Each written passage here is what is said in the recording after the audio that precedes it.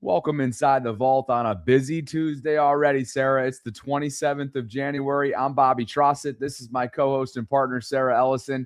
And today's show is brought to you by our friends at Manta Sleep. If you could on the way in, please like the video. Subscribe to the channel if you haven't already. Hit that notification bell. Consider becoming a channel VAULTRON or gift-giving membership today. We'll get to as many super chats as we can as they come in. And partner, we've got some breaking news right off the top. You can take Joe Brady off the list of potential candidates that were out there that have spoken to the Ravens like Joe did for the head coach vacancy that is no longer. Joe was one of the many candidates. I think 20 is what Eric DeCosta said in one of the social release videos that they spoke to for their next head coach before landing on Jesse Minter. But you can take Joe's name off that list. He is going to stay in Buffalo. He had been looking all across the league, both at offensive coordinator opportunities and head coach vacancies. There's only 3 that remain now league-wide. Take Buffalo off that. And let me just quickly, before I get your reaction on Joe's news, give you our rundown, because there's a new candidate for a new Ravens target at offensive coordinator. His name is maybe not a household one, but those of you that follow Chicago Bears football maybe are excited about the prospect that is Declan Doyle at 29 years young, Sarah. He was born in 1996. We'll get to that in just a bit. A former NFL player has warned the NFL, meaning he's just gushing over one of Jesse Minter's new hires that we learned of last night, courtesy of Jeff Zarebek's reporting. It has to do with a certain well-known offensive line coach. So we'll get into that. Rashad Bateman's cryptic and bizarre messages. You haven't reacted to that yet, or at least we did yesterday, but we hadn't yet seen his statement from the Instagram account, the secondary Instagram account, that is. There's a lot to get to, including DeAndre Hopkins talking about his future and overall usage this past season in Baltimore. Good to see you. Your thoughts on Joe Brady? Good to see you also. Good for Joe Brady. That was my immediate reaction. This came out while we were on our pre-show phone call, and I'm like, dang, good for him. He's a head coach. There were some people, including me, that was like nervous about him becoming an offensive coordinator over here in Baltimore, just because it feels like the Bills haven't gotten over the top. The Ravens haven't gotten over the top. You want to try somebody that either has gotten over the top or they get a new chance at it. But we heard from Tom Pelissero the other day that one of the reasons why they didn't sign Jesse Minter the day he was in the building is because they still wanted to do an interview with Joe Brady. And so I don't think it's a coincidence that last night there are reports of the Ravens having a new offensive coordinator candidate enter the fray. And then this morning we get this news that Joe Brady is signing as the head coach for the Buffalo Bills. That tells me he was a legitimate candidate for the Ravens. I just don't see how you can disconnect the two. So good for Joe Brady. Happy for him. It also says, man, they really didn't like their guy in McDermott because they're keeping Brady. They seem to love what he's done with the offense. It's more McDermott. So that just means, though, it's another candidate off the list for the Ravens. And now we can move forward to the newest candidate who's being talked about. According to Jordan Schultz and others, the new candidate is the current OC for the Bears, Declan Doyle. And this is interesting because usually, Bobby, you can't have lateral moves. You can't just take somebody else, especially if they're under contract. You can't just take somebody else's offensive coordinator and make them an offensive coordinator. Now, if it's an upgrade and a promotion, then you can do that. Now, what's interesting here is Declan he's the offensive coordinator, but he doesn't call the plays for the Chicago Bears. It's their head coach, Ben Johnson, does that. So perhaps it's more than a lateral move, and perhaps if the Ravens really wanted him, they could get him. But the lack of play calling duty, that's maybe what makes him available, but might give some others some pause. Yeah, and as you see here, Brad Biggs was the first on it, local reporter in the Chicago market who, the messaging here is the Ravens have put in a slip to speak with him. So obviously that has to get accepted first and foremost by the organization. And to your point, think Matt Nagy under Andy Reid. Think Clay Kubiak under Shanahan. There's a bunch of different examples throughout the league. And Declan is a young up-and-coming talent who's been with Sean Payton over the years and just spent his first season in Chicago under Ben Johnson. And hey, it doesn't take a rocket scientist to know they had a lot of success in year one. And the Titans, just as we kind of follow the head coach carousel, because my peripheral vision won't allow me to ignore when a breaking news graphic comes up, the Titans are going to bring in Brian Daboll as Robert Saleh's offensive coordinator. So that's interesting because Daboll had seen quite a bit of interest, or at least initial interviewing, some even second interviews out there for some of the vacancies that remain at head coach. But instead, Brian Daboll, the former Giants head coach, he'd been in Buffalo for a little while. Pretty sure there were some conversations being had there as well about replacing Sean McDermott. But Daboll lands in Tennessee to serve as Robert Saleh's offensive coordinator. So just in case you're just tuning in, we've got some activity around here. Yeah. Brady is off the Ravens list. And Sarah, just because I wanted to add in quickly to some of my commentary on that, this to me on the outside looking in, this has got to be some Josh Allen level influence here. These two have worked closely together. Brian Daboll's going to Tennessee. Joe's been in the program for a while, since 2022. He's been Josh's quarterback's coach much throughout his time, and he served as the offensive coordinator over the last couple of years. So while they cast a wide net, right, and they were thinking about outside the box, at least on an initial basis, bringing in Phillip Rivers, and they've had other conversations, they ultimately settle on what's comfortable, what's familiar, and maybe what Josh Allen wanted. So he's off the board. You can take Brian Daboll, who I don't even know if that was a legitimate candidate to begin with for the Ravens. There was no smoke out there, no credible reporting on that, at least from what I've seen. And we've been on top of this pretty good here the last couple of weeks. So Brian Daboll's going to Tennessee. Just want to make sure we're fully caught up there.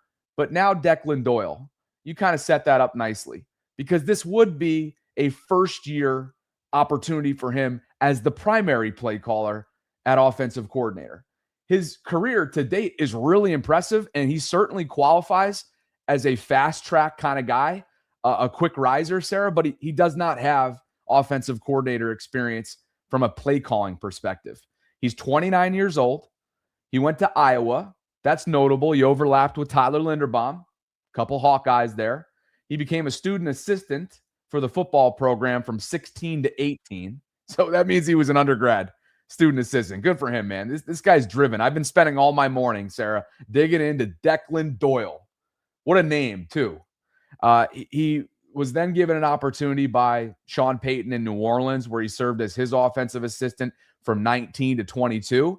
And then what's maybe notable about the second move of his career here was that when Sean started it in Denver with the Broncos, he took him with him. And Sean's offensive mind among the brightest in the game. So that's notable there in terms of what Sean feels like he has in Declan Doyle. Ben Johnson felt like he had a lot in him. He brought him to Chicago. Here's Ben at the end of the season, just a couple weeks ago, speaking of his offensive coordinator, Declan Doyle. He's done a phenomenal job this year. He's everything I thought he was going to be and some. He's got tremendous presence in front of the players, extremely smart. He's picked up the offense quickly throughout the spring and camp and has been able to augment to it. We got such a strong coaching staff from the coordinators to position coaches to some of these young coaches as well. They're going to continue to ascend, and I think the future is bright for a guy like Declan. Hopefully we can keep him here for a long time, but I know he's been an asset to me. He's been an asset to our offense and all these players as well. Ravens may have something to say about that in terms of his wishes to keep him around. Diana Rossini noted, just as you kind of familiarize yourselves with Declan Doyle, that he was a candidate for the Eagles' vacant offensive coordinator position. He had since withdrawn his name from consideration. And at the time of this tweet, he opted to remain in Chicago under Ben Johnson. We know that things have changed since then, and the Ravens have put in an initial slip based on what Brad's tweet stated, Sarah. And I want to get your thoughts on this because I know there are some out there, and I get it. I understand it, especially after the Zach Orr experiment on the other side of the ball did not work out well through 2 years. This is a first-time play caller, and if the Ravens bring him in, he doesn't have any true bullets flying type of experience yet under his resume, and he's not even 30 yet. So the very natural segue is, well, what do you do? What is your role? What are your responsibilities if you aren't the primary offensive play caller in Chicago? And prior to the season, he sat down with Ari Mirov, and I just had some time this morning, Sarah, to dig into what Declan did this year in what became a really successful season for the Bears offensively. Season, we'll start to really hash out exactly what the responsibilities are. The biggest thing is we got to get a jump start on the tape, me and the rest of the staff. So we'll get a jump start on it. We'll start to prepare the game plan the way he would have when he was the coordinator. He's going to be handling some other responsibilities. And then when he's able to kind of transition back over to play caller, we have organized, the thoughts on how we're going to attack this defense, what kind of plays we want to run conceptually, and then, who do we need to feed the ball to? How is this defense going to view us from, what we're doing, and really set the table so that he can walk in and there's work already done, not he has to start from scratch. So the biggest thing is we're trying to save as much time for him as we possibly can.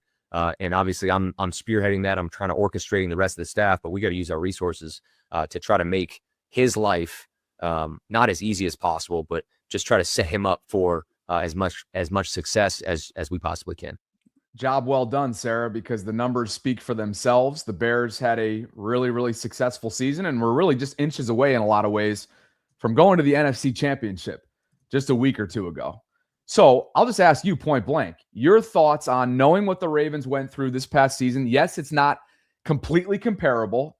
It's on the opposite side of the ball. They had a familiarity level and trust with Zach Orr. They gave him an opportunity a couple years ago, and for a multitude of reasons, it failed.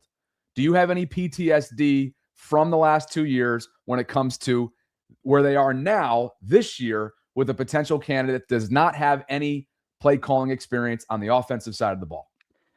Do I have PTSD from it? Yes. But I can also treat everyone as an individual. Here's the thing, Bobby.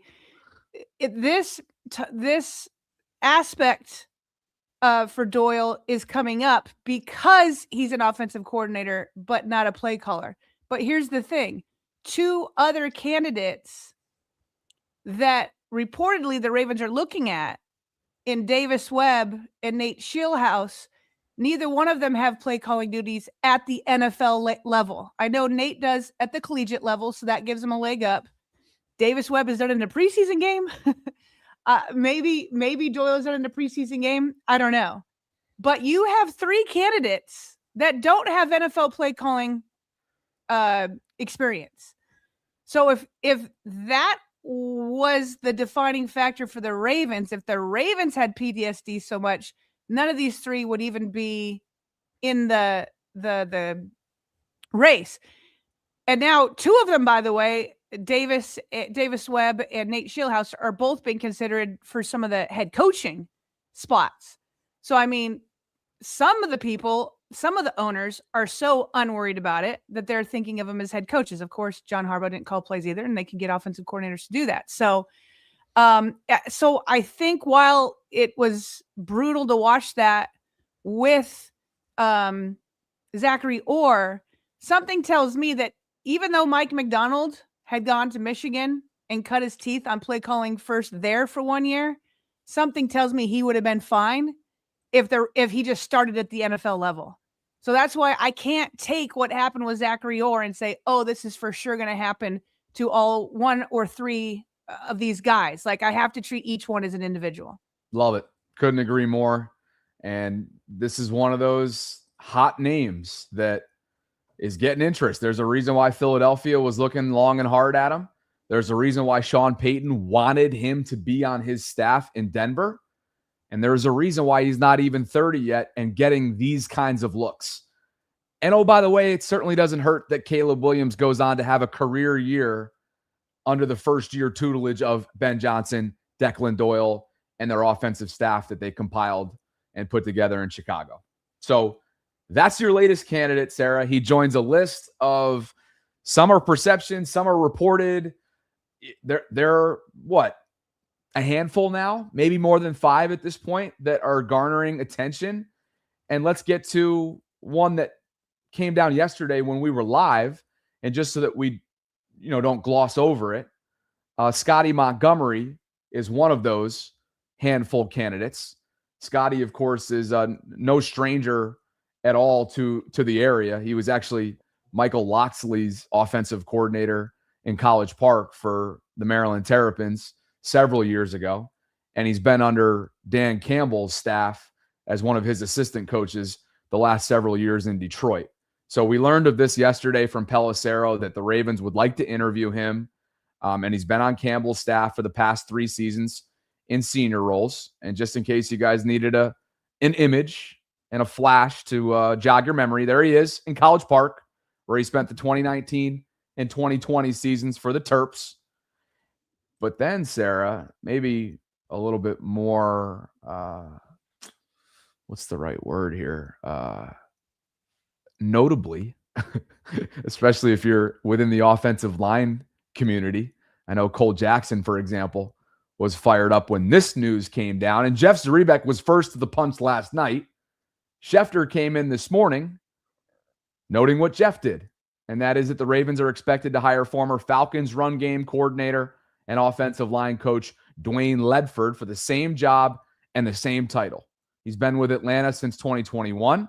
He helped lead a run game that finished in the top 10 in rushing the past 3 seasons. Certainly helps when you got a Bijan Robinson there for a couple of those, Sarah. But Braden Fehoko, former NFL player, he's been on Twitter of late, very active personality. He tweets, he's like, yo, no way. Y'all let the Ravens get one of the best offensive line coaches in the league who is a wide zone connoisseur.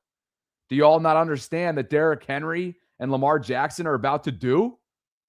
Jesus, bro. So a nice endorsement there from a former player. I believe he was on the defensive side of the ball at nose tackle. One of his former players, Sarah, a guard who had a pretty successful season for Atlanta, Matthew Bergeron. He wasn't pleased. Shaking my head. He wrote when he learned that Falcons wouldn't be retaining him.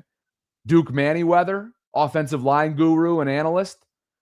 He tweets, Ledford's officially a free agent. Don't expect him to be out of work long. That was over a week ago. He was right if these reports are true. And it all comes down to the Atlanta's decision because of Kevin Stefanski's tenure beginning to go with longtime name Bill Callahan, who's been around the league for a long time, Sarah. A lot of different stops, revered and respected as an offensive line coach. That's who Atlanta went with. And now the Ravens get who the Falcons didn't want if these reports are true. And if it ends up his track record continues in the direction and the trajectory that it always has throughout his career, the Ravens are in good spirits and in good shape because that's obviously an area that they struggled in last year. Yeah, his track record is impressive, and it's people constantly just bringing up how good he is. It's almost one of these things where the Ravens are just fortunate, or the NFL is fortunate that he was available because, Bobby, it has not been good since Coach D in Baltimore passed away and Warhop stepped in, and things just kept going downhill for Baltimore, including for, I mean, you have a rookie who's doing great on the right side with Roger Rosengarten, and then your Pro Bowl center even doesn't look great. And then there was no development. Steve Bisciotti called this out, that there wasn't development at the guard position the way you'd think. Plus, there was just Daniel Fa'alele in there. And so the Ravens need to build a wall around Lamar Jackson. Some of it is going to take some money. Some of it is going to take some draft picks. Some of it is going to take some development. And that's what Coach D did so well. And now enters in Coach Leadford, who has a phenomenal reputation. Falcons have been great. You want to keep the running game going. You do have Derrick Henry. You do have Keaton Mitchell. You do have Lamar Jackson. And the Ravens were good with the run, but not like, I mean, Ravens have been historical with the run game. And now it just wasn't the Ravens standard. And part of it was the offensive line not being able to get a push when you have Derrick Henry behind you. So listen, I know most people were going to be happy with anybody and that would step in for Warhop. But then you get out and you get Leadford with the reputation that he has and the track record that he has. This feels like if they're able to get it done, it would be an excellent hire. Yeah, you speak to the reputation. Let's kind of dig into just familiarizing ourselves with his background, who he is. Did he play? Did he not? Yes, he did. He was a center. He went undrafted in 1999 out of East Carolina, began his playing career in San Francisco. That playing career spanned multiple years and ended in New Orleans in 2006. Immediately began coaching and has been all over the place. But NFL stops have included, as we've both mentioned, Atlanta, and actually, now that I see it, only Atlanta. The rest had been collegiate programs, both as a strength and conditioning coach and offensive line coach all throughout his years.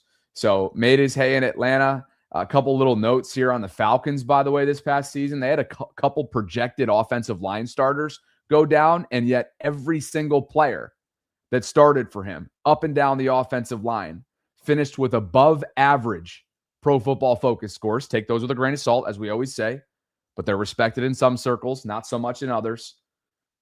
And they finished 8th. They were top 10 in rushing yards this season. Again, a lot of that is a Bijan statistic, and he's a freak of nature. But this guy's a respected coach. He's a respected former player, and he's somebody that you would think would be an upgrade given some of the Ravens' struggles in that department. And so far, yet again, as this honeymoon phase continues, when you look at it around the league, it's a check box for Jesse Minter as he kind of puts together his first full week as the next Ravens head coach. So that is that. I believe those were the news pieces that we needed along the lines of staff hires. Okay, I just want to make one comment. You know, last week when it was announced that the Ravens would have a introductory press conference with Jesse Minter on Thursday, which, by the way, we now know will be at 11:30. So we're going to have to play with our showtime on Thursday. Probably won't be here noon. We'll be here as close as we can after the press conference. I mean, I'm just saying that live. I'm assuming you agree. I already set the StreamYard for 1 o'clock. Hopefully we can get there before. Look at us. We're on the same page. Yeah. Anyway, we had thought that maybe they would have the offensive coordinator position filled by Thursday, and maybe they still will. But I find it interesting that Cliff Kingsbury has been available this entire time. Jesse Minter's becoming the Ravens head coach was announced Thursday last week. Was it Thursday that came in? So it will have been a week, and he's already making some of these other hires. Defensive back coach, perhaps the offensive line coach. If what I'm basically getting at is if Cliff Kingsbury was a slam dunk, this is who Jesse wanted, he for sure could have had Cliff already by now. They wouldn't need to be turning in slips to talk to Doyle. That tells me that they are still very interested in either Doyle or Davis Webb or Shieldhouse. Webb and Doyle are still candidates for these head coaching jobs. So if they were afraid of losing Cliff and they were like, yeah, this is our guy, they wouldn't have to wait to see what happens with Davis Webb or Nate Shieldhouse. So to me, every day that kind of passes by, to me, the less likely they'll get Cliff, or if they do end up hiring him, I don't know that he's their first choice. I think that's a good read on it. They're in no rush, and they know that Kingsbury isn't as sought after maybe as some perceived him to be early on in this process. So you're right. The Shieldhouses and the Webbs of the world are sort of the bells of the ball right now for the 3 vacancies that remain out there. And we'll have a slide coming up in just a bit on the latest happenings around the Cleveland Browns. Can they convince someone? That's what it feels like it's gotten to. Can they convince someone to sign up for their head coach job? That's what it feels like they're at right now. Thanks to Manta Sleep for the continued support of our program. One of our longest, if not the longest standing sponsors here inside the Vault. We appreciate them. Code VAULT10, VAULT10 will get you 10% off your next purchase there. And all the purchases that you can do, by the way, are supposed to, and I believe, enhance your sleep. You got a bunch of different sleep masks to choose from, as we always tell you about, including the Manta Sleep Mask Pro that I've been wearing for years now at this point. I know the Ellison household has a couple of these sound masks, whether it be the new and or previous gen, laying around their bedrooms. You got the Silk and the OG masks as well. They've got a weight mask included. All these come with different features, and it all breaks down the science behind it for you so you can have a good understanding for what you're investing in and how it's going to help you enhance your sleep. Sleep earplugs as well provided. The white noise machines are can't miss stuff. Sleep add-ons, ton of different items to choose from. And you've got some bundles in here as well. So again, mantasleep.com. We have all that information included for you as a pinned comment in our live chat. Also down in the show notes, discount code VAULT10. That's VAULT10. We'll get you 10% off your next purchase. Thanks to Manta for all the support they're giving us. Absolutely. Super chat, shall we? Let's do it. Why don't you get us started with the VWC dog? He said Kingsbury will make the offense dynamic and fast. We just talked about Kingsbury there. We did. We did. Will his name continue to pop around? Hayes0939 says the Ben Johnson offense tree is blooming. Ravens/Minter would nail it with Doyle as offensive coordinator, with the Ben Johnson offense soon becoming the new offensive trend eventually. Random fact, he's Mike Ditka's nephew. Doyle? Doyle is? If that's the case, out of all the research I did this morning, how did I not find that? I'm Googling this right now. That's crazy. Wait a second. Ben or Declan? That's what I'm curious. Oh, Ben Johnson. Okay. Well, I don't know. Is he saying he as in Ben or he as in Doyle? I don't know. No, it says here, reports indicating that newly hired 2025 Chicago Bears offensive coordinator Declan Doyle is the nephew of the Hall of Fame coach Mike Ditka. So it is Doyle. Come on. Well, wait a second. But it says What are you're you reading right now? unconfirmed. AI overview. But it says it's unconfirmed. Hayes, can you please cite this super chat, please? People are saying that Declan Doyle is his nephew, not Ben Johnson. But anyway, maybe I'm more seeing it on like the sites that it's some of these fan sites are like Clutch Points, or it's not like the Chicago Tribune, or not even like the Chicago Bears website. You think that the Chicago Bears website would for sure tout that everywhere. Well, let me tell you, if that's the case, and it's in Chicago of all places, what a story. I've never seen anything on that. But Hayes, I trust you. I do, and I can't wait to find more on it.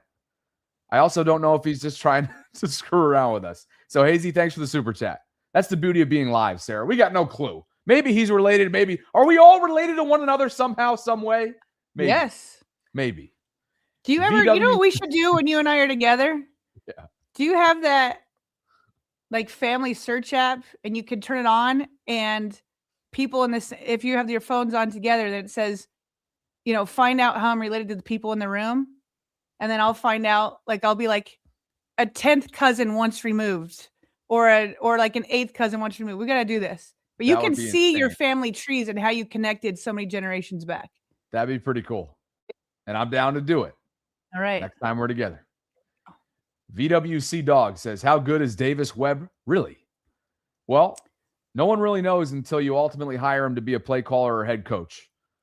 But he's someone that has a tremendous amount of experience. And the same could be said for Jesse Minter. The difference is Jesse didn't play at the highest level like Davis did. For whatever that's worth, that's a fact. Davis had a journeyman backup, for the most part, quarterback career in the NFL and immediately got into coaching and has since just been known, as we covered last week and over the last couple of weeks, Sarah, with a couple of my Denver guests. He's an analytical guy. He relates to the quarterback well. He played the position at a high level, both in college and as a backup in the NFL. And he's been with the Broncos organization for the last several years, working with Bo Nix closely. So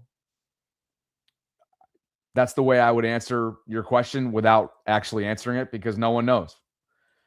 Dream says, Jesse has some solid hires so far, so it'll be interesting to see if his offensive coordinator hire will be just as solid. And re-sign Lindy for the new offensive line coach. VWC is back with us again. I'm here for re-signing Lindy. Can you install an offense if you have never play called? Yes, you can. Yeah. I mean, again, how does anybody become a play caller? Everybody does it the first time sometime, and every first-time play caller installs an offense. And hopefully VWC this might have come in before I played the clip of Declan talking about his responsibilities as the non-primary play caller, and he's essentially in it and in like an in-depth assistant to Ben Johnson. And my interpretation of it, and I listened to the entire interview, was he's doing everything besides play calling on game day. Right. So for whatever that's worth, the guy is very much involved, intimately involved with the operation in Chicago offensively. KP says, so Bate wants us to believe he got hacked, but he agrees with what the person who hacked him has to say. Sure, my guy. Kobe, we got a whole segment coming up in a couple minutes time. VWC with a 4th or 5th super chat so far today. Appreciate you. He says, is the solid O-line or the good OC more important? These are questions. I love these questions today. They're like they're required like an hour to answer them. I'm like, yes. Like, those are both pretty integral. I don't want to let go of either one. Yeah. Would you rather have? You know what though? What are you without your players? What are you? You can't go. You can't line it up. So I'd probably go with. I go the offensive line. Okay. Maybe. Fumble flock. You trying to get me going today, huh? Fumble. You don't know what I've been doing all morning to get ready for this show and speak intelligently about Declan Doyle. Fumble. I'll see you in the Discord channel. Nightmare Kilo says, it ain't Brasillo, but I'll take it. Bobby, good job recruiting him. Bobby might have to promote you. Who's going to promote me? Nightmare Kilo's promoting me to what? Up. But what's my promotion, Sarah? NFL Network? Like maybe they're giving out fan awards and you're like best podcaster in Baltimore. All right, Kilo, appreciate you. And who he's referring to, by the way, is Brasillo, who the Giants are letting go. I don't believe the Giants are retaining him. One of the more prominent names out there from an offensive line coaching standpoint. Sherry's with us. Sherry says, I got those earplugs. They are great. Bobby, at the end of the show, I'm going to have to talk about how I slept last night. Oh, okay. That was wild. Oh, yeah, I know. I know the answer to that. Yeah, you know. I do. It was nothing to do with Mantis sleep, by the way. No, it was not. Quion writes, with the new offensive line coach, I'm all in on taking a guard at 14. Vegalone is my favorite pick at 14. This was being chatted about in the Discord today. Quion wants to take a guard at 14, Sarah. Listen, if it's like the next Marshall Yonda, why not? I mean, he's on the cusp of a Hall of Fame. We'll see if he gets in the Hall of Fame. I know that there's positional value. I definitely know that. So then Eric DeCosta is going to have to figure out, who's going to fall to the 2nd or 3rd round. But I am not against, if you found a stud guard that is going to be your guard for the next 10 years, why can't that be a 1st round pick? Why can't that be number 14 if he's going to be your Pro Bowl, maybe all pro guard for the next 10 years? Why are we against that? Sure. I got a pronunciation for you, by the way, because this is his nickname. Okay. It's short for, and we're talking about the Penn State Nittany Lion, by the way. He's 6'4", 330-pound guard for them. And let's see if I can get this first try. Because, look, let me just be bluntly honest with everybody.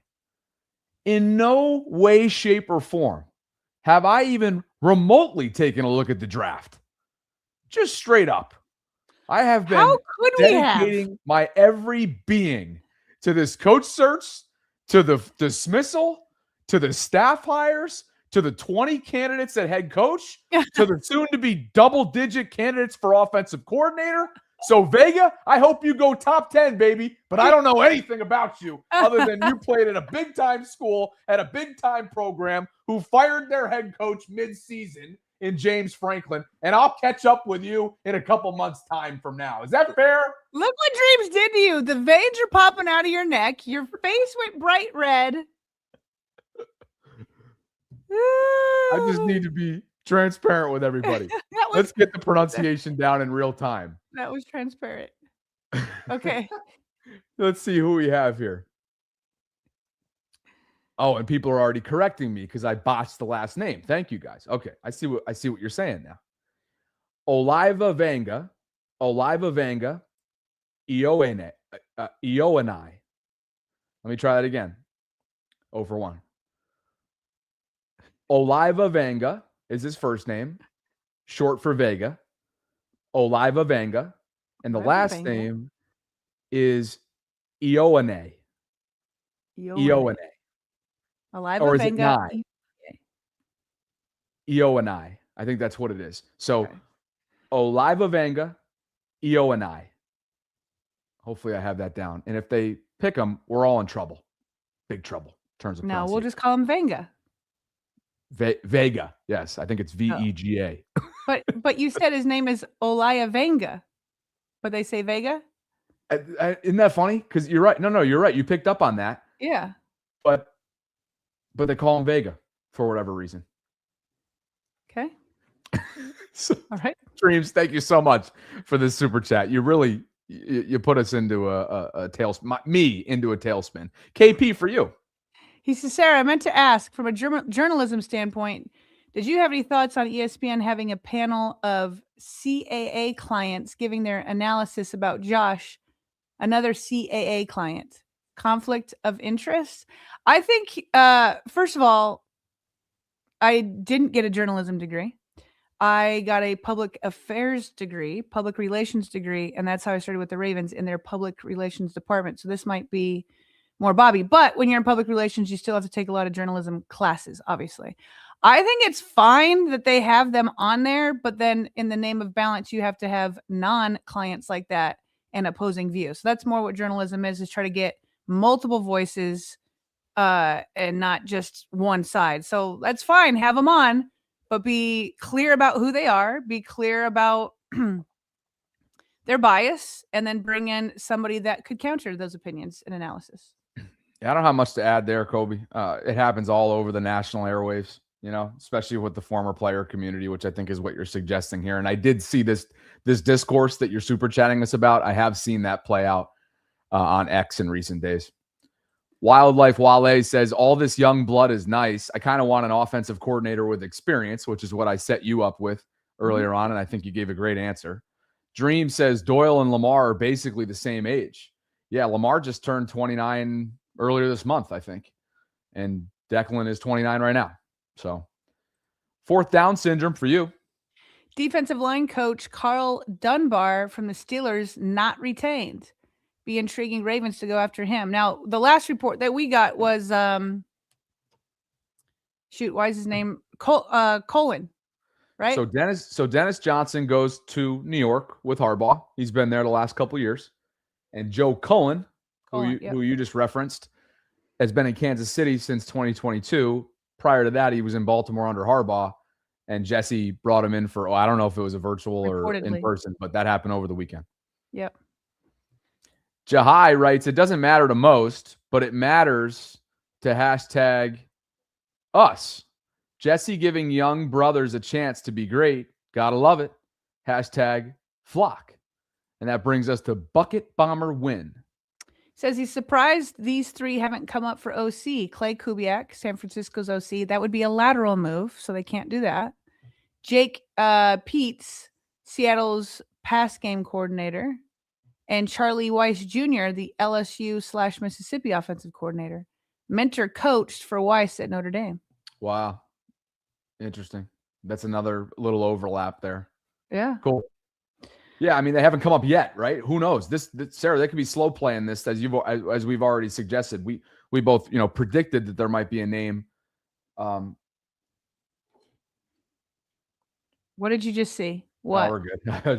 Stefanski's responding to Baker Mayfield's tweet from last week, so it just popped up. Stefanski is? Well, he was asked about it. I mean, he was asked about what's it. the quote? He must be having a press conference here.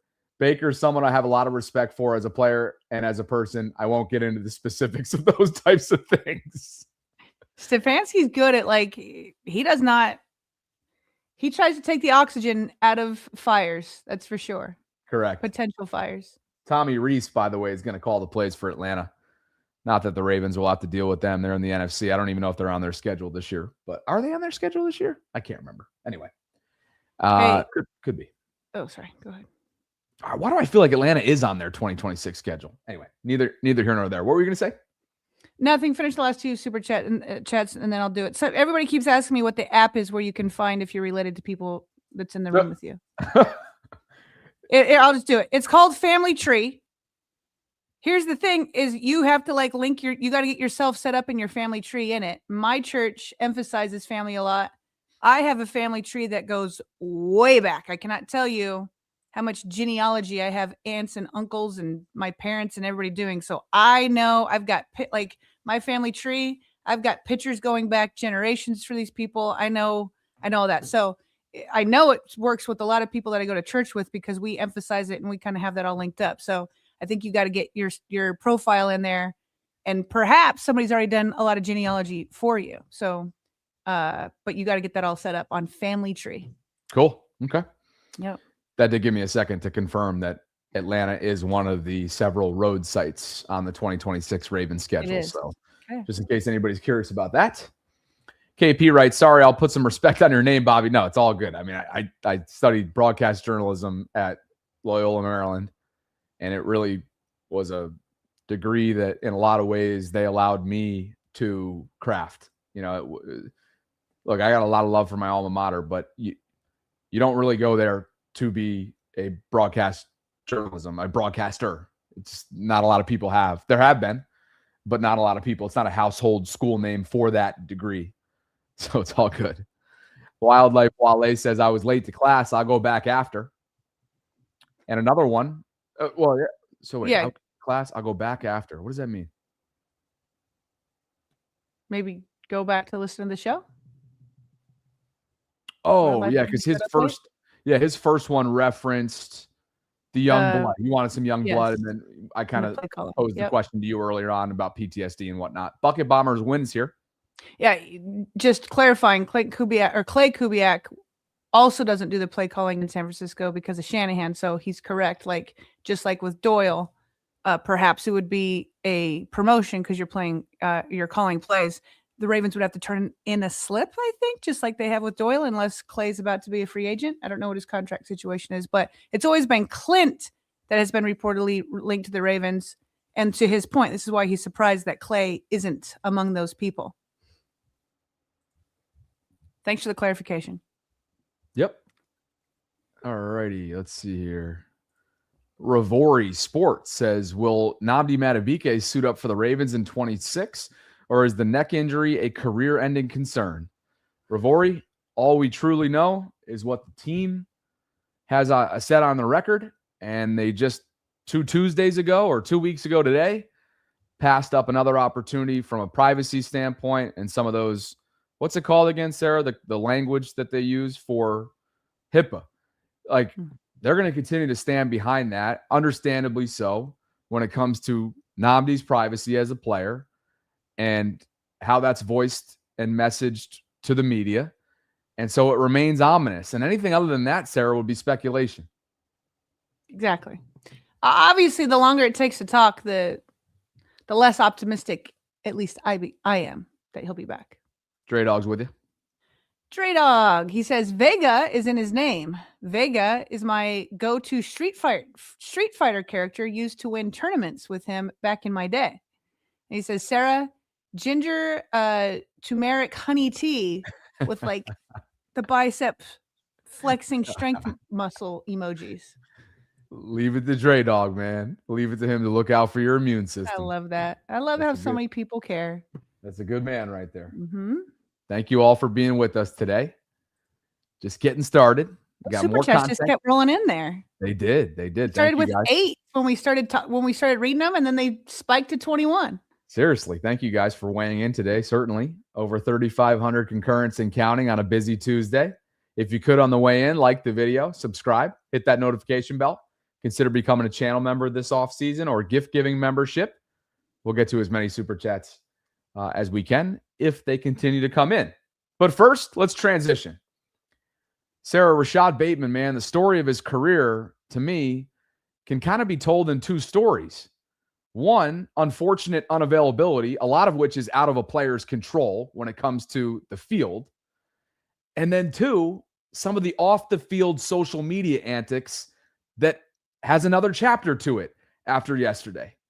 Rashad is somehow associated with, whether you want to call it a secondary Instagram account, an entertainment Instagram account, a burner Instagram account, a soon to be deleted, according to this account, Instagram account. I don't know.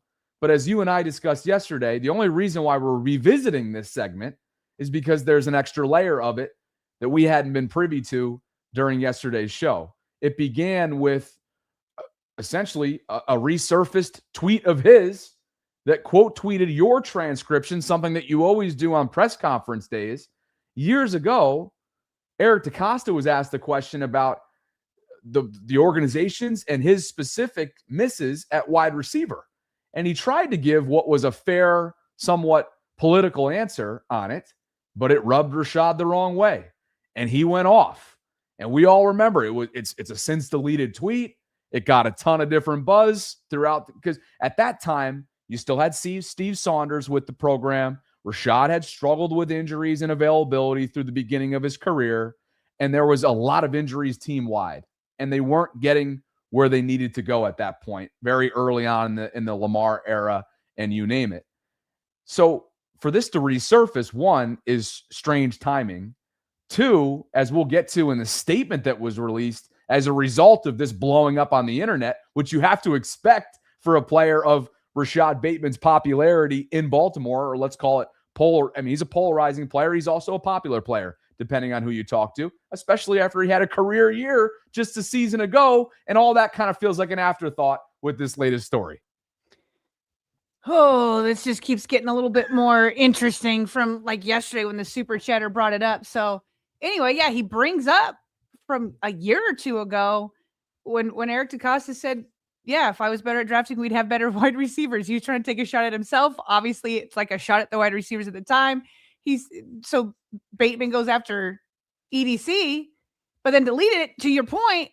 So, but then it resurfaces here. He posts it again and says LMAO, and it holds, but we clean swept. So I'm assuming he's saying that they have a clean slate at the coaching position. Is that what clean swept means? I don't know. That's my take on it. So, but it holds. His original statement, he's saying holds. He also put up a picture of watching the Rams and the Seahawks and saying all an MF needs is real opportunity. We think he's talking about Seattle's Jackson Smith and Jigba, maybe. Then he says, I'm a spin, proved it. F that extra stuff. Okay, so we kind of reviewed that yesterday. Oh, and Sarah, go ahead. Don't forget about, because I didn't bring it in just because it's like a 5-second video. But, oh, by the way, the little Instagram story video from practice film, probably something that you wouldn't want out if you're the team, even though I guess it was pretty discreet, but it was Rashad putting a move on a DB at practice at one winning drive and scoring a touchdown. Like, that's typically the stuff you want to keep in-house. He throws that up there. And, of course, throughout all of this leads to the statement, which is even more strange. But, Sarah, the statement only comes, you would think, because it blew up in fan circles online. Because, of course, it's going to blow up online. Well, not just fan, but, like, we noticed it. And then Jonas Schaefer of the Baltimore Banner, he tweeted it. So it's reaching media levels also, content creators like us, and then more traditional media outlets like Jonas Schaefer and the Banner. So it started picking up steam. All right. So here's the statement. I'll give it my best shot, as I did on the show last night. Without Bates Instagram page posts the following out. And by the way, there's a caption on the bottom of it saying this account will be deleted soon. Appreciate y'all. And there's the Batman signature emoji at the top. He writes, or someone writes, I ain't know if I was going to address this S or just let it ride, but was told to at least try by my team. Whew. My apologies for the confusion. My account was hacked by someone I know. Lame S. This one and others. Although I agree with some shite, since y'all know me, I ain't got the time for some shite either. That's this, we're censoring for the vault. I was putting up effing baby strollers all day when I got this news. Dad life on the way. I'm trying to get some sleep.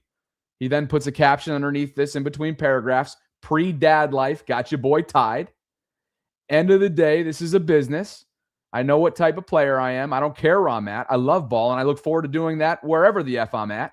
I appreciate Baltimore and love playing there despite what anybody say. I don't give an F what you all say. City changed me, became grown there, changed my life. Wherever life takes me, that's up to the Lord, and I'll follow, but I'm blessed where I'm at. I ain't said shite all year. Why now? So he was hacked, but he agrees with the hacker. Oh, man. Oh, man. And some of the language is still kind of the same emojis, kind of like this is all just so bizarre. Like, you were hacked, but you agree with the hacker. Okay, so whether you posted it or the hacker posted it, the sentiment is still the same, and you weren't going to address it, but I was told to at least try by my team. I do not know what's going on here. Sarah, it's well documented, and he's opened up before to local reporters. I think the most recent was Brian Wacker, where he spoke about the significance of the death of his grandmother, who was one of his primary caretakers growing up. He spoke about some of the dark places that he's been in throughout his NFL career. And while I hate to put any kind of correlation from some of those past issues that he's dealt with and where he could be now, and it is purely speculation, it just leads me as a human to just want to say, as I did last night, I hope he's doing okay. I mean, this is lashing out. This is strange. This is bizarre. And you just hope the best for the player. You do. Excuse me. You wish the best for the person. If there is something indeed that he's dealing with, and he has a child on the way. So there's a congratulatory element of this, but there's also, man, hopefully everything's going okay. Yeah, because it's just too much. I do hope he's doing okay. It's just too much, putting too much weight on, I don't know, like, does he have something to prove, like, to the fans? Because this isn't going to do anything like coaches and teammates, right? Like, coaches and teammates know his opportunities, know his story and all of that. Like, you're not proving anything with like a secondary Instagram account. All it's doing is like creating unnecessary noise around him. He's always struggled with the noise. He always has, but when he's interviewed, he acts like he doesn't care, but he does. And maybe that's why he's saying he doesn't care. He's trying to convince himself that he doesn't care. So, Sarah, I don't know. Always been online. He's of the generation. He's always been online. There's always been narratives. Some are fair, some are unfair when it comes to Bateman since 2021. He's a first-round pick in Baltimore at the wide receiver position. You got the weight of the world on your shoulders. I'm sure he's felt that weight throughout time.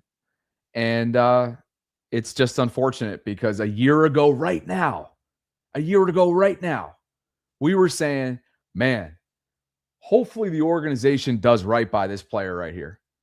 Because he had a career year in touchdown production. He had a career year in red zone production. He had a career year in receiving yards. And he was the player that the Ravens hoped he would be, even if he hasn't ever lived up to the first round label.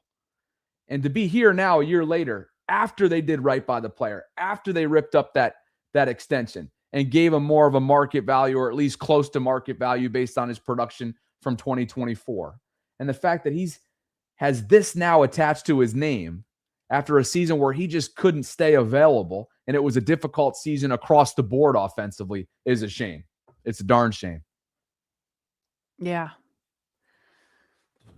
I don't know, man. It's crazy. Everybody's got to deal with things how they deal with things. I don't think there's a professional athlete that doesn't get fan criticism and go after them to a lesser degree. Even people like us, we get it all the time too. That's what happens online. It's just People get behind the keyboard, super critical. And I think he knows he needs to block it all out, but he's not accomplishing that this week. From one Ravens wide receiver to another, your friend Kay Adams had DeAndre Hopkins pending free agent on the Up and Adams show yesterday. And she just got right down to the bottom of it, where he's at with not only his future desires to play football, but also to potentially remain with the Ravens organization. And he also started talking a little bit about his usage or lack thereof in 2025 in Baltimore. Just the reality of it, having a new offense coordinator, being an older guy, I know football and I know how the business side works. Of course, I would love to come back, but not every offensive coordinator is in love or wanting a veteran receiver on their team. Some guys have different dynamics of how they go about coaching.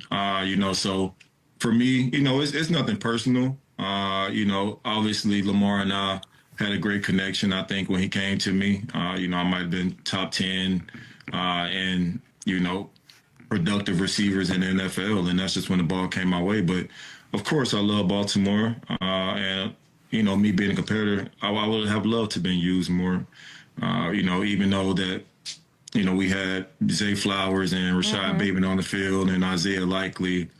I'm always going to have that mindset that I want to be in the game every third down, every big down. So as long as I'm playing, that would never change. But it doesn't upset me that I wasn't. It doesn't make me become a bad teammate. I'm still cheering the guys on that are in the game. But of course, I felt that I could have been used more. Especially the way Lamar and I started off the season. With the connection that we had. So. For myself, of course, I love Baltimore. I think the city is great. I think the people, the fans are amazing. Organization, I think, is amazing. So, why wouldn't I want to come back? But, I'm asking, it sounds like is it done, or are you just like seeing it as a business? Like, is your chapter done, you think, there? Because Cliff Kingsbury's rumored. You spent a year with him. If he was the OC. Or Joe Brady. You scored a touchdown on Jesse Minter. I'm sure he's interested in having you. Remember that one? I do. I remember that one. Who knows? Who knows? I'm not closing the chapter. Okay. But we shall see. I would love to play with Lamar again. I don't know the last time I played with a quarterback 2 years in a row, and it sucks, but it's part of the game. Sarah, he's still got a lot left to give at 33. He'll be 34 next summer. An eventual first ballot Hall of Famer in Canton. Owns the most active receiving yards of any player in the National Football League who's a pass catcher. Was a 2013 first-round pick. Lit it up as a Houston Texan for the beginning of his career. Goes to Arizona for a few years. You mentioned Kay did. His relationship with Cliff Kingsbury, who was the head coach for part of that time. He then goes to Tennessee. He spent 2024, part of last year in Tennessee, and then was acquired by Kansas City at the deadline. And look at these numbers before I get your reaction here. 2 stops, including a move and a trade. He finished with a combined 610 receiving yards last year with Tennessee and Kansas City. 56 receptions, 80 targets, 5 touchdowns. This year in Baltimore, where he played in all 17 games, 330 receiving yards, 22 receptions, 39 targets, 2 touchdowns. I can only imagine how disappointed he must be. Did you sense any of it there? He's a consummate professional. I definitely sense the disappointment, but he expressed it in a professional way, 1,000%. It's crazy because it's just crazy that like the social media post for Bateman, and I saw somebody in the chat say, did you guys not listen? Bate said it wasn't him. Yeah, we listened. Did you listen to the part where he said it wasn't him, but he agreed with it? So he's still co-signing it, whether he wrote it or not, like he's co-signing it. Right over the head. So it's two players who understandably feel like they were underutilized last year. And the numbers bear that out. It was basically the Zay Flowers show when it came to, and then a bunch of supporting cast. Zay Flowers had over 1,200 yards on 118 targets. Then the second leading receiver was Mark Andrews with 422 yards. That's an 100-yard difference. Now Flowers also did way more with his catches than Andrews did. Flowers had 14.1 yards per catch. Bateman had 8.8. Okay, but here comes D. Hopkins.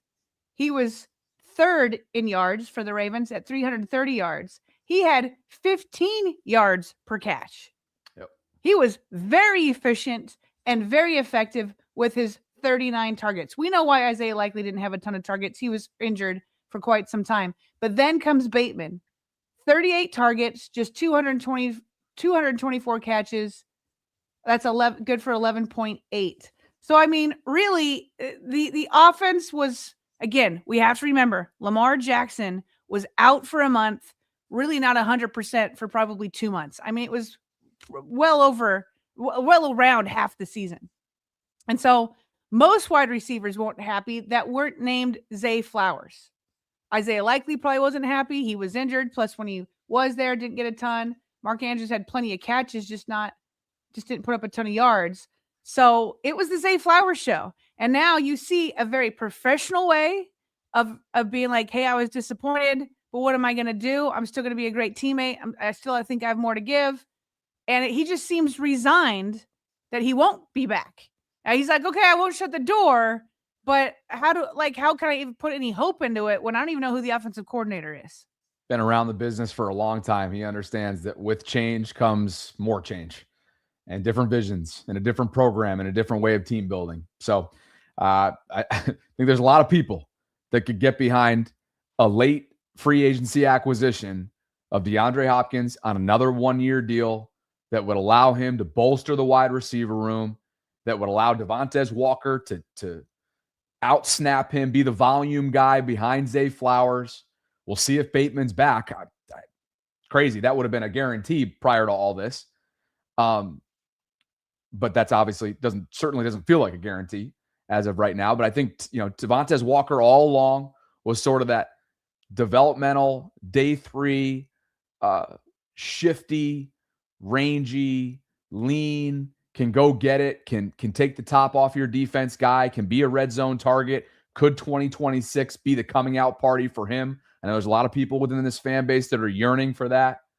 But it's Zay's show until it's not, along with the tight ends. And we'll see what the tight end room consists of coming up in 2026. But sign me up for, a vet type deal for DeAndre should he want to run it back with Lamar again, because it certainly seems like he'd be interested in that. But he's going to have his phone calling. I listened to that entire interview with Kay. He could have gone to New England. He could have gone to a bunch of different places. And he chose the Ravens. He chose Derek. He chose Lamar. He chose Baltimore. And we'll see if he continues on with his NFL career. Because at the end there, if there's something that sticks out to you the most, he wants the continuity. Right. He wants the reps. He wants to work with somebody for more than just a year. So maybe he'll get that opportunity, Sarah, year 2 with Lamar. It is a little bizarre because he and Lamar started out hot. There was one big play almost every game for the first 3 weeks. The Buffalo catch was the thing of stuff of legend. Oh, and he followed it up, I feel like, in the first 3 weeks. And it was the 4th week that Lamar did just get injured. So maybe I can see why he wants to be back with Lamar. I mean, they just seem to have instant chemistry. Why wouldn't he want to run that back with Lamar with the hopes that both of them stay healthy under the right coordinator? But the Ravens have to call him, but they have to call him after Jesse gets his coaching staff together. And so I don't think Hopkins was even signed until, he's not going to be a signing until closer to training camp from now on, just based off of his age. So this will be something that we continue to revisit all the way up until June, maybe July. Late in the process, no doubt. The Ravens are not strangers to that. We know that. Some super chats before quick hits. Yep. Let's see. We left off with Dre Dog. Dreams gets us restarted. He says perfect Nnamdi replacement would be Caden McDonald. And my favorite wide receiver in the draft, Sarah, is Chase Roberts out of BYU. Ooh. I'm in draft mode, LOL. Chase is legit. You don't say. You're in draft mode already? Appreciate you, Queon. I'll be there soon, brother. Wildlife Wale for you. He says, add clove sprigs to that tea, Sarah. All right. Springs or sprigs? It says sprigs, but maybe it's springs. Trey writes, Rashad Bateman is possibly on an A.J. Brown trend, but we do know over the years he's had relationships issues and listens to the media too much. He's an emotional guy. Wildlife writes, an apology post written with similar format over used shiz as the quote-unquote hacked post, not buying what's being sold. And Bucket Bomber wins here with us. I think that's fair if anybody's not buying it. Potential defensive coordinator, assistant head coach poll. Oh, I like buckets here. Okay, Jim Leonard. Who is the defensive pass game coordinator and assistant head coach? On the offensive side. He's Denver's pass game coordinator and assistant head coach. Right, on the defensive side. All these, because this is a defensive poll, he's saying. Jim Schwartz. But it sounds like we'll have a quick hit that he's like the leader of the candidates for the Browns head coaching job. He says Anthony Weaver or Leslie Frazier. Oh, he's got another one. Joe Cullen. Joe Cullen, I would like to keep at the defensive line. That they're interviewing him for the defensive line coach, which I think would be great. Jim Schwartz, you have it up there. Mary Kay Cabot. One league source tells me tonight that DC Jim Schwartz seems to be gaining momentum in the Browns head coaching search. So let's take him off the table for now. We'll take Joe Cullen off the table for now. What do you like between Leonard, Weaver, and Frazier, Bobby? Leonard, Weaver, and Frazier. I don't think any of them are realistic because barring Jesse totally switching up what's expected on Thursday and saying I'm not going to be the primary defensive play caller here, that's a step down for every single one of them. And Anthony Weaver is still under contract, right? Anthony, well, to be honest with you, Halfley was just hired. I don't know. I don't know what his plan is. It says they're still calling him the defensive coordinator for the Miami Dolphins. So yeah, until Halfley makes a decision on his staff. So maybe he'll keep him, right? But or maybe there's a conversation being like, hey, go get a head coaching role. And if you strike out, come on back to us. Because Halfley's on the offensive side. Oh no, they can't. Well, I guess Halfley's a defensive mind.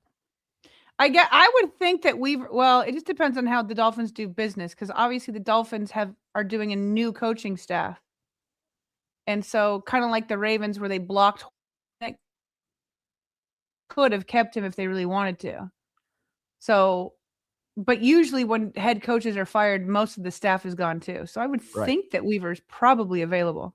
And I'll tell you what, I listened to the Halfley introductory press conference for the Dolphins. He's going to call the plays defensively.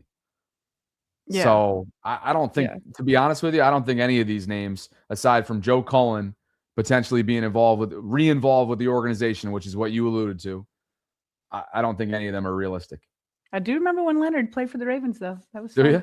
A couple of people in the live chat jogging their memory as well. Yeah. Wildlife says what we've talked about, that Kingsbury knows DeAndre Hopkins well. Dre Dog says Harbs, he makes player personnel final decisions. Not sure what that's in reference to. I think he has that power with the Giants. Like that was part of what they were doing with the contract, like what they were negotiating. Yeah, and Joe Shane lost in a big way there with the well, he could have lost his job, so he's like, okay, I'll keep my job, and Harvey can make the final call. That's a great point.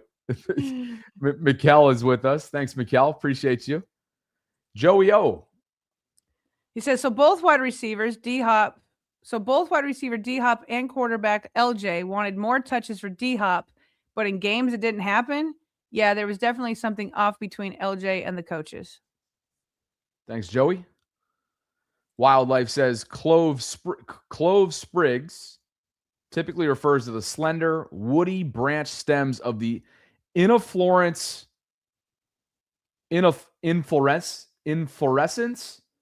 axis of the wildlife. That was copied and pasted. Son of a. Clove sprigs typically refers to the slender, woody branch stems of the inflorescence axis of the Syzygium I don't know what's happening. What is this one, Sarah? Aromaticum? I've already given up. Thank you, wildlife. Man. Jeremiah, learn how to read. Hey, Jeremiah, why don't you learn how to call in on my guest show and see if you can do that? How about that, huh? Jeremiah? Oh, he's running. Mikkel writes, forgot to put a message, LOL. Oh, I would love to trade for Mike. What's that? Nothing. Just when they put in the super chat, they forgot the message. That's what he's saying here. That happens often, honestly. Mikkel writes, forgot to put a message, LOL. I would love to trade for Michael Wilson from the Cardinals for Bateman in a 5th. Does Arizona want Bateman? Thank you, Mikkel. And Be More Chills with us. He says both D-Hop and Bate are deep threat wide receivers, and with the terrible offensive line, LJ couldn't set his feet and throw, so Zay and the tight end were the go-to options. Well, I also want to put in, just since you brought up Lamar there and what he could and couldn't do, this is bananas right here. From fantasy points, dude. Like Lamar Jackson went inside the pocket in 2025. Here he is pre-injury, pre his hamstring injury. We know that even after the hamstring, he had other injuries. But before these all started, he had 130.8 passer rating, easily QB1. He had a 10.1% CPOE, easily QB1, a 63.8% accurate throw rate, which was the second best of all quarterbacks.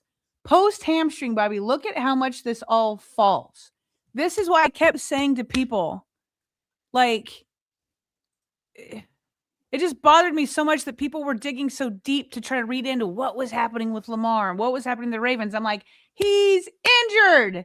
He's not 100%. Post hamstring. Look how much it drops from 130.8 passer rating to 86.4. The CPOE goes from 10.1 to 3.7.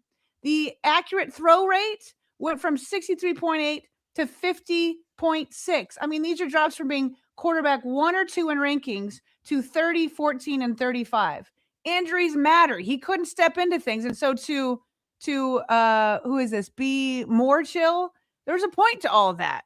That's why I was saying I didn't understand why Bate was like so defensive. Like we all, like I'm sure there are critical fans, but like we all have the context of what happened. Like other than Zay, nobody was really getting going. Lamar was injured for such a chunk of the season. Like it's okay. We know that context for you. As for Kyle Van Noy, he's been pretty transparent, as he typically is, on social media about his future in this case. MDB asked, hey, chances of you staying with the flock? Kyle says, what up? I get this question a lot. Are you coming back? Are you going to leave? Well, how it works, since I'm a free agent, the Ravens, EDC, technically could offer me a contract at any point. They technically call me today or call my agent to say, hey, let's get a deal done. Most teams usually wait until free agency, especially after the season ends. Free agency starts the beginning of March. It's not really up to me unless I get offered a contract. Then it's up to me if I yay or nay or kick rocks. No thanks. That's how it works. So we shall see if they hit me up. I'll let you know if they do. Listen, I like KVN if we're having a conversation about who's returning and who's not. I like KVN. I like him as a person. He's a BYU guy. All that kind of stuff. The Ravens pass rush was so terrible. You're not going to get me in January saying, oh yeah, sign me up for a KVN return. The only people that I'd be like, obviously Mike Green's going to be back. I'm excited to see if Mike Green can take another step. Draymond Jones, I feel okay about a return for him. They traded for him. I thought he had a nice impact. But at the end of the day, the pass rush was woof. And maybe Zach Orr had something to do about it. But at this, and obviously Matabike going down had something to do about it.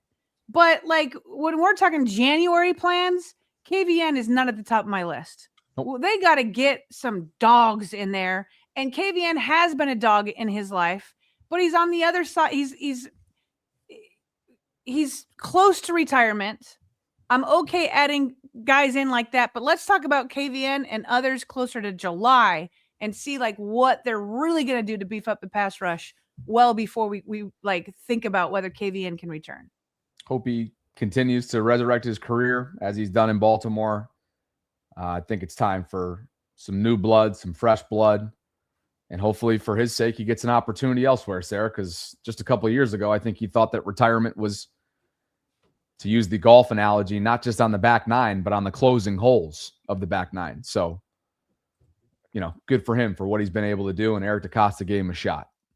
This was pretty cool here. Teddy Buchanan, friend of the show, repairing and rehabbing and recovering from the torn ACL in that Bengals game late in the season. What a bummer for him. He was having a pretty solid rookie season. And at the time, he was like neck and neck with Roquan Smith for the team's leader in tackles. So unfortunately, that ended his year.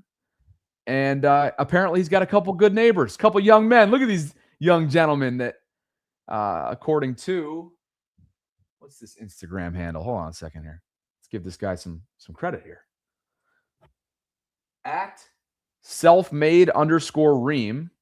Looks like his sons, presumably his sons, went out of their way to do a good deed and shoveled Teddy's driveway for him, because Lord knows that if you're repairing an ACL, you should not be out on slick conditions on a driveway. So shout out to these young men. Shout out to that. How about this? Shout out. It starts at home. Shout out to Pops for raising his sons right. Salute to you guys, and salute to Teddy on his upcoming and ongoing rehab.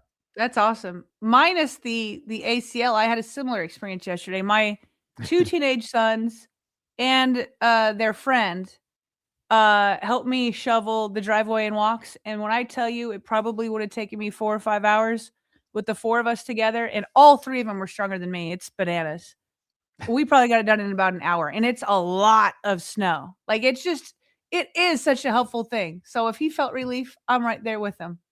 There with him. It's such cool. Hard work. Yep. And you got a long driveway too, so that helps.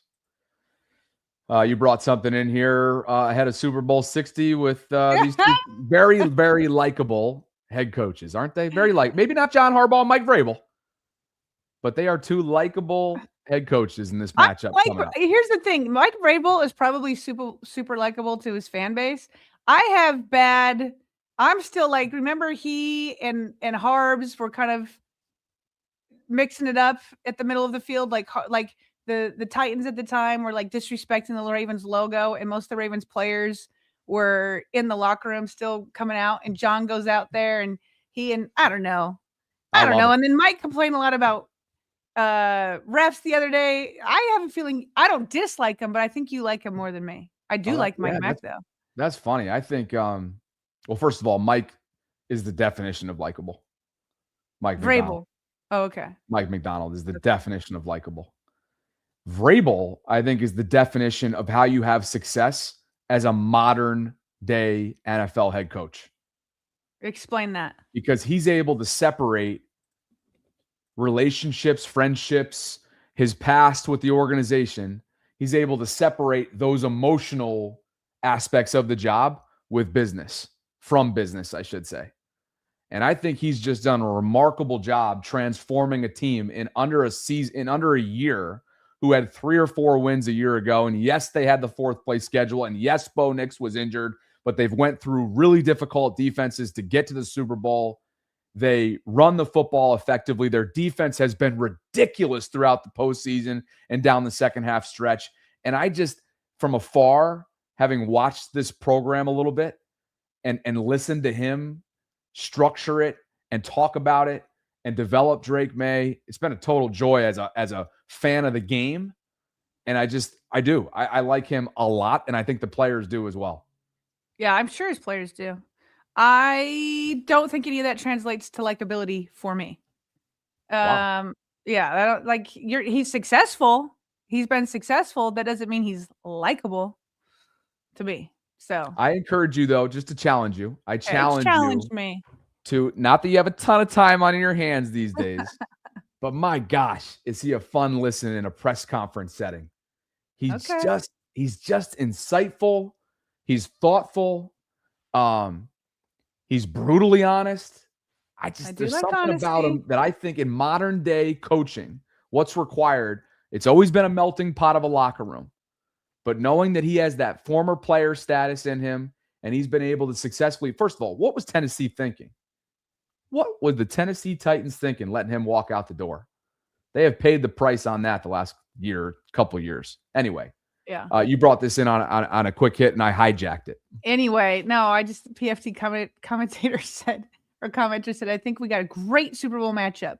The best team in the NFL and the luckiest team in the NFL. I brought that in because I knew how much you do like Mike Vrabel. I also see them. Maybe they're great. Maybe Mike Vrabel and the New England Patriots will pull off an upset and beat the Seahawks. But my, oh my, the schedule that they've had with the fourth place schedule, the teams that they've had to beat to get here. Then you're in the AFC. There's no Mahomes that makes it to the playoffs. No Lamar Jackson. There's no Burrow. He never had to face Allen. Then he goes to Denver. There's no Bo Nix. He got to play against, again, a great Texans defense. But what's his bucket? Their quarterback just played terribly, absolutely terribly. And I just think they've had the luckiest road to the Super Bowl that there is. And maybe they'll say, hey, you know what? Yeah, it was pretty lucky. It was pretty weak, but watch this and we'll beat the Seahawks. I will not be predicting that happens, however. I probably won't either. I can't get on the whole lucky train as much. I referenced and acknowledged the fourth place schedule, but I also am quick to acknowledge just how, and you just did as well. CJ Stroud, by the way. Couldn't believe CJ was horrific, and the defense turned over New England like 5 or 6 times, and they still weren't able to win the game, which was absurd. I want to say Houston had some sort of ridiculous turnover creating number. I can't remember the specific one.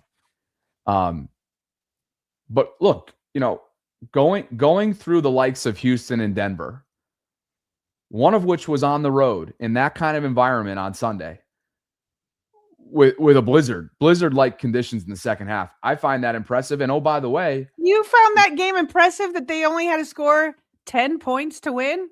You find a way to win. It's the postseason. I don't measure. Listen, they deserve the win. I appreciate that you don't want to call them lucky because that is taken away from them. But impressed, you were impressed. I think with those conditions, you have to. If you walk away victorious. If you walk away victorious against that defense, it's a win in my book. Well, it is a win. It's obviously a win, but an impressive win? Look. You just this is when I really I love it when I get under your skin with this. When you have to go through Houston and Denver in order to get to the bowl.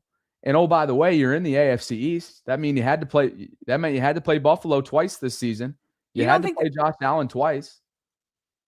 They were 1-1 in those games against the Bills. So they split the regular season series against Buffalo. So I do think it was an impressive run for them. There have been more impressive performances, certainly. Okay. But I'll be picking. With all that said, I will be picking Seattle. Yeah. You people, led by you. We had this with Jim Schwartz up earlier. Todd Monken remains in the mix. In Cleveland. Yeah. So let's just stand by because this is actually not the most up-to-date tweet there is out there. I forgot to add one in from Mary Kay as of this morning. I'll just read it now. What'd she say? As of 10:54 this morning, Browns are working through their head coach decision today. Everyone is still in it. Schwartz, Monken, Shieldhouse, Anthony Lynn. A Monken-Schwartz pairing has been discussed, but Schwartz is the defensive coordinator option with the others. So there's a lot happening here that could retain Jim Schwartz in a non-head coach role. And we all know that Harbaugh wants Monken in New York. So I'd love to see Monken get a chance at head coaching. Yeah, I mean, it stinks that it would have to be with the Browns, but I'd like Monk to get that chance. I would love for him to. He's had a chance at the collegiate ranks, but not at the NFL level. So yeah, we'll see how that plays out. And then just as we kind of follow along with, Jesse Minter, what's the right word for this? There's a certain word that I want, and it's just not coming to me. And this just sometimes happens when you're live. Anyway, I almost messed with you again right there, but I held back. How so? You said you were searching for a word. And I was like, is the word impressive again? Oh, yeah. Well, you know what? Actually, thank you. This is right now. This can go back to Jesse Minter's impressive run. Oh, here we go. Keyword, operative word, impressive tenure with the Chargers. You want to know why? Because as Alex Insdorf looks at here, Chargers defensive tackle, who you and I just discussed yesterday, was awarded an extension by the Chargers. Tierre Tart. He was cut by Tennessee due to reported, quote, effort and attitude issues. 2 years since, he's found a home with an extension to stay in LA. And she says it's a testament to Tart's work ethic and the defensive culture Minter and Harbaugh fostered. Okay, well, that is impressive by Minter, helping a guy turn his career around and his reputation. Now, that's impressive. So Jesse wasn't impressive enough to lure him to Baltimore, but some people would rather live in LA, and Tierre perhaps is one of those. So there you have it. An impressive Jesse Minter resume collection. How about it? Okay. Listen, we're gonna have a bigger discussion about this later. For now, it's gonna be quick hits. But everybody's favorite analyst, Emmanuel Acho, was giving his take on the Steelers hiring Mike McCarthy, which most of the NFL world bashed and criticized and ridiculed and mocked. But according to Emmanuel Acho, the Steelers now have the best head coach in the AFC North. You can't go from Bill Cowher to Mike Tomlin to some random little unproven nobody who might lose. Like, here's what we know. Mike McCarthy has an incredibly high floor. I don't think he has the highest ceiling in the world, but he has a very high floor. When the Dallas Cowboys had healthy rosters, the Dallas Cowboys won double-digit games. Kieran's nodding his head off camera because he knows that to be true. When Dak Prescott was hurt, of course, they won 4, 5, 6 games. But when the Cowboys had healthy rosters, they won 10-plus games. The Steelers have to make sure more than anything they maintain their competitiveness. Because let's remember, they did not fire Mike Tomlin. Mike Tomlin stepped down. So it's not as though the Steelers think this is an upgrade. Arthur Rooney, if I'm not mistaken, and from what TJ Houshmandzadeh told us, Steelers players were shocked when Mike Tomlin stepped down. So they're finding a replacement, not necessarily an upgrade. And to me, Kieran, like, this is an adequate replacement. A coach that can come in, win 11 games, win 12 games, be competitive. The Browns are still going to be laughable. The Bengals are tethered to Joe Burrow staying healthy. And the Ravens, well, who knows what Jesse Minter's going to do. So if we're being honest, let me just go ahead and say it right now. The Steelers have the best coach in the division. Browns don't have a coach. The Ravens have a rookie head coach. And the Bengals have Zach Taylor, who's had one good year. So, like, the Steelers have the best coach in the division, and it's not even close. Mike McCarthy is a Super Bowl winning coach. He's a champion coach. He wins, I think, 60% of his football games, and he knows how to win with the quarterback that the Steelers have first access to in Aaron Rodgers. Get yourself a really good defensive coordinator. They're not that hard to find anymore, it appears. There's a lot of defensive coordinating trees, and go out there and win you some games. Not even close, he says. Here's what's funny about it, is in that video, he said that Mike McCarthy is not an upgrade to Tomlin. He's an adequate replacement.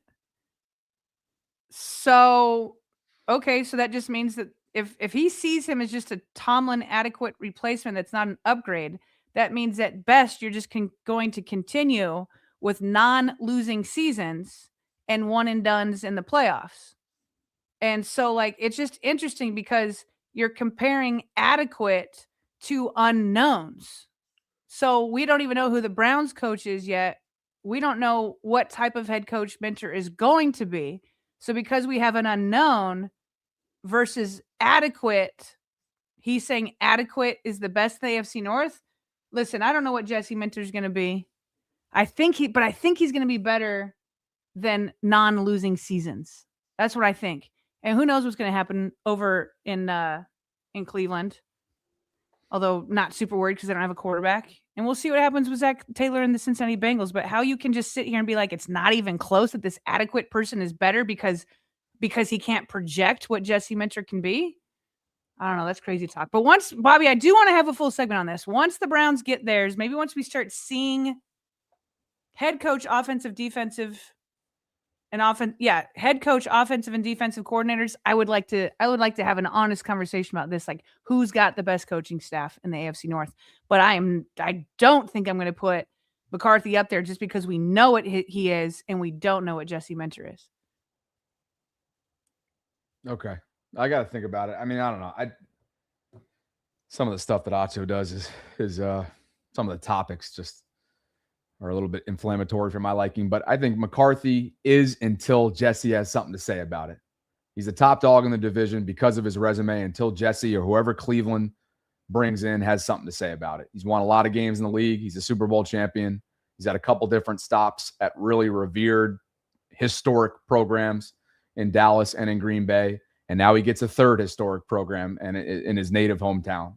So for me, it's so you agree with Acho? McCarthy's top dog in the division until Jesse, whoever Cleveland hires, says something about it. I think there's a lot to like on paper in this honeymoon phase right now in Baltimore. And until any of these candidates go and say something about it, give me McCarthy for now. Ooh. Yep. Okay.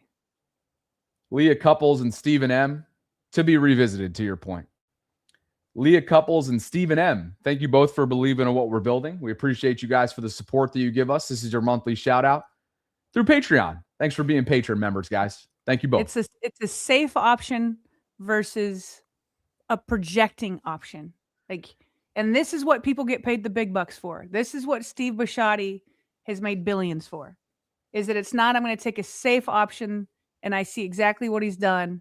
And it's like mostly mediocrity, which is what Baltimore is rejecting right now. You got to be able to project. That's the people who can project make the money, have the success. Look, I'm on record. I'm on record since the hiring came. I'm puzzled by Pittsburgh's decision. Totally puzzled. But more because you're just like you feel like you want the next. You'd think that they would want the next 20-year head coach, right? Yes. They deviated from their standard hiring principles over the years, hiring 30s up and coming guys, young coaches, and then most importantly and most notably, they rushed for a guy that wasn't necessarily sought after the way that some of these other coaches, like the Shieldhouses and the Webbs and the Shulas, although I think there are reports out there that he didn't do well in his interviewing process in Pittsburgh for whatever reason. But the fact that they rushed into this decision and perhaps made a knee-jerk decision to me was just I was perplexed by that. So that's what was most surprising to me. Okay. But and then it's McCarthy funny. He has a 60.8% winning percentage. So he's won a lot of games. He's up there with, like I said, he's in that generation with Harbaugh and Peyton. They've all won a Super Bowl. They've all won a ton of games. And all three of them would be, for most organizations, probably a third of the league at least, safe options and options that you would want. That's why John's been treated as such in New York the last week plus. Yep.